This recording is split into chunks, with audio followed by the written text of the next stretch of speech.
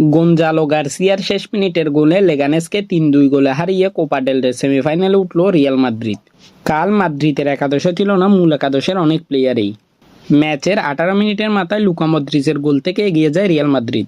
এর কিছুক্ষণ পরে এনরিক এক দুর্দান্ত গোল করে দলের ব্যবধান দ্বিগুণ করে। কোপা ডেল রেতে গত ২ ম্যাচে এটা তার তৃতীয় গোল।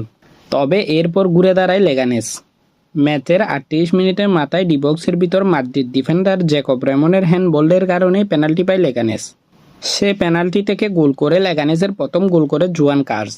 এরপর সেকেন্ড হাফের ৫৯ মিনিটের মাথায় জুয়ান কার্সের এই এক শট মাদ্রিদ ডিফেন্ডারের গায়ে ডিফ্লেক্ট হয়ে আসে লেগানেসের দ্বিতীয় গোলটি এবং সমতায় ফিরে লেগানেস। এরপর মনে হচ্ছিল গত ম্যাচের মতো হয়তো এই ম্যাচও গড়াবে এক্সট্রা টাইমে।